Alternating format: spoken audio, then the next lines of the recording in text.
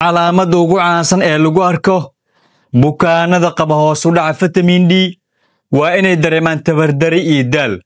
Haddaba vitamin D waa mid ka mid ah nafaqooyinka muhiimka ah ee jirka, wuxuuna door muhiim ah ka ciyaaraa shaqada metabolismka jirka, oo wuxuu door muhiim ah ka ciyaaraa in jirkeena uu ka faa'iideysto nafaqada. Haddaba markii uu hoos u dhaco vitamin D waxaa dhacayso inuu hoos u dhaco metabolismka jirka. Markii uu hoos u dhaco metabolismka jirkana waxaa dhacayso inuu qofka dareemo tabar yari iyo daal aad u badan. Bismillahir Rahmanir Rahiim. Assalaamu calaykum waraxmatullaahi tacaala wabarakaatuh.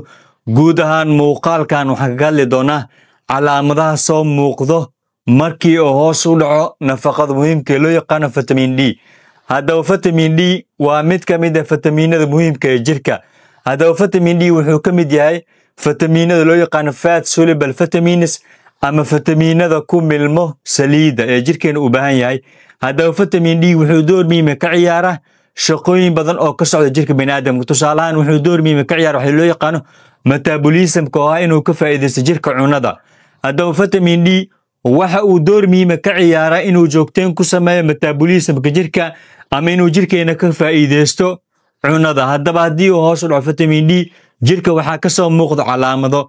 Calaamadaha lagu arko bukaanada qaba hoos u dhaca vitamin D waxaa ka mid ah inay dareemaan daal aad u badan iyo tabardari. Sidoo kale calaamadaha kale ee lagu arko bukaanada qaba hoos u dhaca vitamin D waxaa ka mid ah inay dareemaan xanuun murqaha iyo murqaha inay noqdaan kuwa daciif ah ayaa lagu arkaa bukaanada qaba hoos u dhaca vitamin D. Sidoo kale calaamadaha kale ee lagu arko bukaanada qaba hoos u dhaca vitamin D waa isbedel dabeecadda. Tusaale ahaan qofkii waxaa la arkayaa mar inuu faraxsan yahay marna inuu aad u xanaaqsan yahay. Sidoo kale calaamadaha kale ee lagu arko bukaanada qaba hoos u dhaca vitamin D waa inay timaha daataan.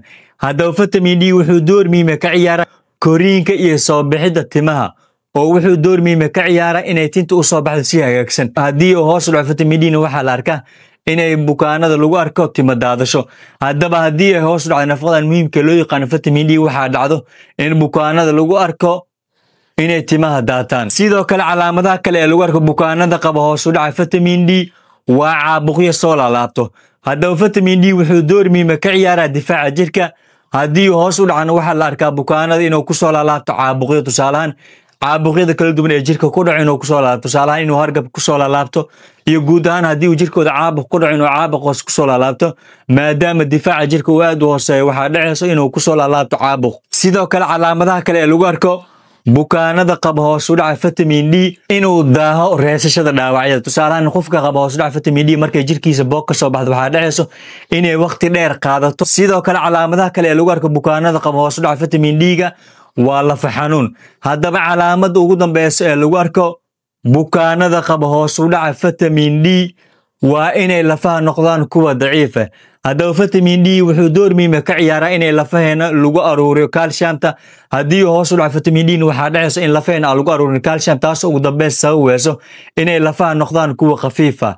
Haddaba vitamin D waxaa laga helaa cunooyinka qaar. Tusaale ahaan cunooyinka laga helo vitamin D waxaa ka mid ah ukunta, caanaha, kalluunka iyo khudaarta cagaaran iyo hilibka ayaa laga helaa vitamin D. Sidoo kale si activation loogu sameeyo vitamin D waxaa loo baahan yahay qoraxda, oo maqaarkeena inay aragto qoraxdu waa muhiim.